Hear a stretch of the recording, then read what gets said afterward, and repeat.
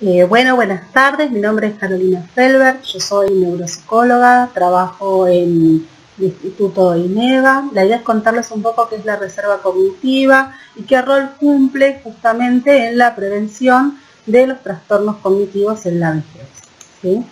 Muy bien, como ustedes saben, en los últimos años viene ocurriendo un proceso que se conoce como envejecimiento poblacional y que es consecuencia de las bajas en las tasas de mortalidad y de natalidad, lo que ha producido justamente un aumento de la proporción de sujetos adultos mayores dentro de lo que es la población general. Este fenómeno trae justamente aparejado un aumento de las patologías que son propias de los sujetos de este grupo etario, dentro de justamente las dificultades que ocurren en los adultos mayores. Una de las dificultades que más preocupan a los sujetos que pertenecen a este grupo etario y a los profesionales que trabajamos en este área es lo que tiene que ver con los trastornos de la memoria, ¿sí? Los trastornos cognitivos pueden ubicarse dentro de un continuo que va desde la normalidad hasta las demencias, en donde se ubica la enfermedad de Alzheimer, pasando por un estadio intermedio que se conoce como deterioro cognitivo leve y que justamente es una entidad diagnóstica que está entre la normalidad y las demencias, que son sujetos que tienen alteraciones cognitivas evidenciadas, objetivadas por una evaluación neuropsicológica, pero que tienen un buen nivel funcional, un nivel de independencia funcional. Desde diferentes marcos teóricos se ha intentado justamente buscar respuestas para paliar, amortiguar las dificultades que se advierten en el ámbito de la cognición en los adultos mayores. Una de las líneas teóricas que más respuestas ha dado, sobre todo en el ámbito de la rehabilitación, es lo que tiene que ver con la plasticidad neuronal, la neuroplasticidad, que es justamente la capacidad que tiene el cerebro para formar nuevas conexiones, ¿sí?, ante estímulos novedosos. Es la forma en la cual se incorporan y se plasman los nuevos aprendizajes, las experiencias, la conducta, ¿sí? Es decir, las neuronas pueden trazar redes a través de la experiencia, ambientes ricos, trazan justamente caminos, redes neuronales ricas frente a la exposición de ambientes complejos. Se puede advertir la presencia de redes neuronales, redes sinápticas más complejas. Y esto cumple un rol muy importante en la prevención de los trastornos cognitivos y también en la posibilidad de recuperación, porque no es lo mismo si tenemos un cerebro, si por ejemplo pensamos en la metáfora de las autopistas o de las vías, si tenemos una alteración en determinada vía, ¿sí?, y ese es el único camino que tenemos para llegar a determinado lugar en comparación con la posibilidad de poder arribar a un lugar viajando por vías alternativas, ¿sí?, frente a una disrupción en el camino, un piquete, una dificultad, un accidente, podemos tomar siempre una vía alternativa. Es decir, la plasticidad neuronal permite al cerebro establecer nuevas conexiones y formar redes ricas como, por ejemplo, las raíces de un árbol, ¿sí? Una teoría entonces complementaria a la plasticidad neuronal es la teoría de la reserva cognitiva, enunciada por Jacob Stern, es uno de sus principales exponentes, que plantea que muchas veces no existe una relación directa entre el daño cerebral y las manifestaciones clínicas de esa lesión. Y esto justamente se debe a que personas que han sido expuestas a ambientes más ricos, ¿sí?, tienen vías alternativas posibles para compensar las dificultades que pueden aparecer como consecuencia de una lesión o una enfermedad cerebral, ¿sí? Muy bien. Muy bien. Entonces, como les decía, existen diferentes elementos que componen la reserva cognitiva, ¿sí?, que conforman la reserva cognitiva y a nosotros como profesionales nos sirven como indicadores de la reserva cognitiva. Entre ellos podemos destacar el rol de la educación, la ocupación laboral, la inteligencia y la participación en actividades recreativas, ¿sí? Todos estos factores conforman la reserva cognitiva. Si acá podemos observar el curso de deterioro de una persona con reserva cognitiva alta en comparación con una persona que tiene una reserva cognitiva baja, lo que advertimos es que justamente una persona con reserva cognitiva baja, es decir, que ha tenido menos oportunidades o menos exposición a la educación, ha tenido trabajos menos complejos, ha realizado menos actividades que tienen que ver con lo educacional, en el ámbito recreativo, tiene un curso de deterioro muy diferente al de una persona con una reserva cognitiva alta. ¿Sí? La reserva cognitiva, habíamos dicho, que se conforma a través de la exposición, la posibilidad de estar expuesto a ambientes complejos, actividades complejas, y que se va conformando a lo largo de toda la vida. Una persona con una reserva cognitiva baja, ¿sí? Advertimos que rápidamente pasa de la normalidad a este estadio de deterioro cognitivo leve, en donde se evidencian de manera objetiva las dificultades en el ámbito de la cognición, y luego pasan al estadio de demencia, en donde sí estas dificultades cognitivas afectan el nivel funcional de la persona y permanece por un largo periodo en este último estadio. Mientras que una persona que tiene una reserva cognitiva alta tarda mucho más tiempo en presentar alteraciones cognitivas, es decir, su cerebro tiene muchas vías alternativas para compensar las dificultades. Pensemos que pueden ser 2 pacientes con Alzheimer o que empiezan a cursar, a desarrollar una enfermedad de Alzheimer, ¿sí? Y el paciente A con una reserva cognitiva alta pasa mucho más años, tarda mucho más tiempo, ¿sí? En desarrollar, en aparecer los trastornos cognitivos, en estos en poder evidenciarse, objetivarse a través de una evaluación neuropsicológica, y es mucho menor el tiempo que va a pasar en el estadio de demencia con afectación del nivel funcional y una peor calidad de vida, ¿sí? Es decir, la reserva cognitiva sería un elemento amortiguador de la cognición frente a la aparición de una injuria o una enfermedad cerebral.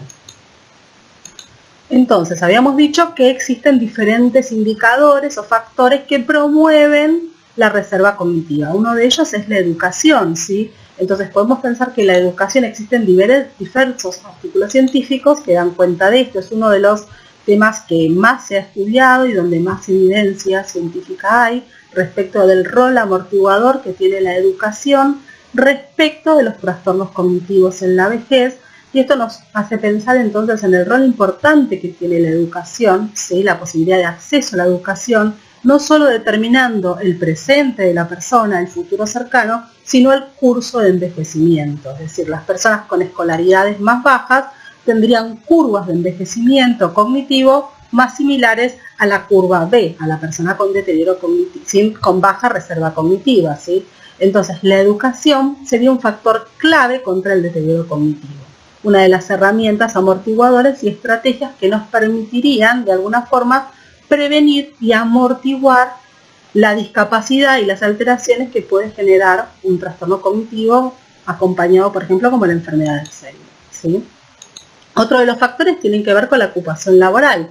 Sí, durante muchos años se analizó el impacto que tiene la educación respecto de la reserva cognitiva, y si uno se pone a pensar y compara los años que la persona pasa dentro del sistema educativo en comparación con los años que la persona está dentro del sistema laboral, digamos, era un tema interesante de analizar y de estudiar respecto del rol que cumple la actividad laboral en la amortiguación de los trastornos cognitivos en la vejez y como herramienta de prevención, ¿sí? No farmacológica para los trastornos cognitivos. Se ha visto diferentes estudios científicos y evidenciaron que justamente los trabajos más complejos, especialmente en lo que tiene que ver con datos y con personas, cumplen un rol amortiguador de la cognición, ¿sí? Mientras que los trabajadores manuales que realizan trabajos más rutinarios, menos intelectuales, estarían de alguna manera en situación de vulnerabilidad, ¿sí?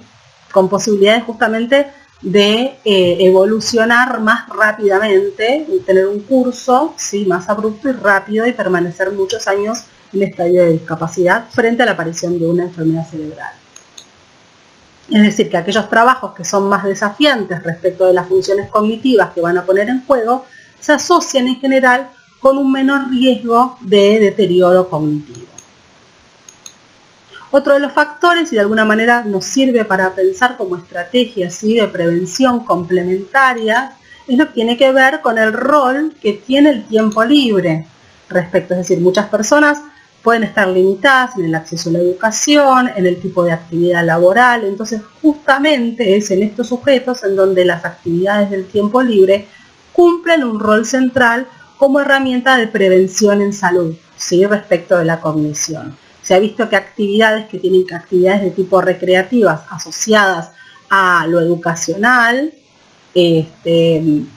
generan una mayor reserva cognitiva, como por ejemplo la lectura, el estudio de un instrumento musical, el estudio de una segunda lengua. Son factores que promueven la reserva cognitiva, ¿sí? Y serían justamente una forma de compensar tal vez en los trabajadores o en aquellas personas que tienen menos acceso o menos capacidad de elección, generar programas justamente de inserción en este tipo de actividades que promuevan una reserva cognitiva rica, ¿sí? Entonces un estilo de vida activo que incluye actividades como leer, escribir, hacer o escuchar música, actividades físicas y sobre todo actividades sociales pueden retrasar la aparición de patologías asociadas al deterioro cognitivo. Otro de los puntos importantes tiene que ver con las actividades sociales, ¿sí? Se ha visto que las actividades sociales son mucho más enriquecedoras que cualquier actividad que podamos hacer en soledad. Porque justamente en estudios neuroanatómicos lo que se ha observado es que la red sináptica necesaria para sostener actividades sociales, redes justamente de interacción ricas, son mucho más ricas y frondosas y amplias que las personas que tienen menos contactos sociales. Es decir, es importante un soporte neuroanatómico rico, redes frondosas como las raíces de un árbol, como veíamos al principio, para sostener la interacción social. Es otro factor que enriquece la reserva cognitiva. Acá hay una escala, así que justamente muy sencilla, que evalúa la reserva cognitiva y podemos ver cómo se puntúan y se evalúan todas estas dimensiones que fuimos nombrando hasta ahora. ¿Sí? Lo que tiene que ver con el nivel de escolaridad, lo que tiene que ver con la escolaridad complementaria, los cursos de formación extra que pudo haber hecho la persona, el tipo de ocupación, si ha realizado actividades en el tiempo libre que enriquezcan su reserva cognitiva, como el estudio de un instrumento, el estudio de idiomas, la lectura, realizar actividades o juegos que sean desafiantes para la cognición, como el ajedrez, ¿sí? Juegos de computadora. Es decir, a partir de esta escala se establece un puntaje que nos da justamente la reserva cognitiva del sujeto. Es una forma muy sencilla que nos permite tener un indicador rápido de cuál es la reserva cognitiva de esta persona y con qué recursos contamos y su nivel de vulnerabilidad también. Entonces, digamos, este artículo tiene un título que a mí me parece muy alentador, interesante, que dice hoja de ruta para un cerebro saludable, ¿sí? Úsalo o piérdalo, y plantea justamente en el momento de elegir qué actividades, pensando, digamos, que la plasticidad neuronal se prolonga hasta edades avanzadas, y que nunca es tarde, siempre es un buen momento para enriquecer la reserva cognitiva. Entonces, ¿qué actividades o qué características tienen que tener las actividades que seleccionemos para enriquecer nuestra reserva cognitiva y de alguna forma protegernos frente al deterioro cognitivo? Acá tengo marcadas actividades y que en general nos preguntan a los neuropsicólogos: hacer crucigramas, hacer sudoku, la lectura, ¿son actividades buenas para mi cerebro? Sí, todas estas actividades son buenas. Ahora, si podemos hacerlas con otros, ¿sí? Por ejemplo, si nos gusta hacer juegos matemáticos y quizás jugar a las cartas con otros, si nos gusta tocar un instrumento, mejor si podemos cantar o tocar junto con otros, cualquier actividad que sea social, si nos gustan las habilidades verbales, por ejemplo, estudiar un idioma, cualquier actividad que sea compartida con otros, que implique la socialización, son todavía mejores para nuestro cerebro, ¿sí? Estas actividades son buenas, pero estas son mucho mejores. Todas las actividades que implican, que agregan el factor social, son mejores. Entonces, ¿qué características tiene que tener una actividad para enriquecer nuestra reserva cognitiva y protegernos, si queremos decirlo de manera sencilla, contra el Alzheimer y otras enfermedades neurológicas? Tiene que ser una actividad que nos guste, porque el que nos guste nos va a permitir sostenerla en el tiempo, que resulte nueva, desafiante, no rutinaria, que sean actividades sociales en lo posible, ¿sí? Justamente desde la Fundación INEVA, desde este año empezamos a realizar un programa para la comunidad, ¿sí? Que se llama Mental Fit, que es un programa integral que tiene diferentes ejes que apunta justamente a la promoción de un envejecimiento cognitivo saludable. Está destinado a adultos mayores sin patología o con deterioro cognitivo leve, que sean independientes, funcionales, y se trabaja en diferentes ejes y en diferentes niveles, con diferentes propuestas, desde un seminario de memoria, ¿sí?, en donde se dan consejos teóricos prácticos e información, ¿sí?, en grupos grandes acerca de qué es la memoria, cómo funciona la memoria, cómo mejorar nuestra memoria en la vida cotidiana, hasta actividades de tipo recreativa como yoga, club de lectura, y hay un programa de charlas, ¿sí?, destinado a la comunidad sobre la incorporación de hábitos de vida saludables, de diferentes temas o problemáticas que les interesan a los adultos de este grupo etario y que invitan justamente posteriormente a la reflexión. Entonces, cuando pensamos en reserva cognitiva, claramente hay diferentes indicadores que son la educación, la actividad laboral, la participación social, que son pilares que ayudan a conformar y a desarrollar y consolidar la reserva cognitiva. Claramente mantenerse activo a lo largo de todo el ciclo vital es algo que podemos hacer para proteger nuestro cerebro. Y participar tempranamente de algún programa, por eso es tan importante el desarrollo de programas como el que realizamos en la Fundación para este grupo etario, que promuevan justamente la participación y la interacción social y la estimulación cognitiva. Bueno, muchas gracias, espero que les haya resultado interesante la charla. Hasta luego.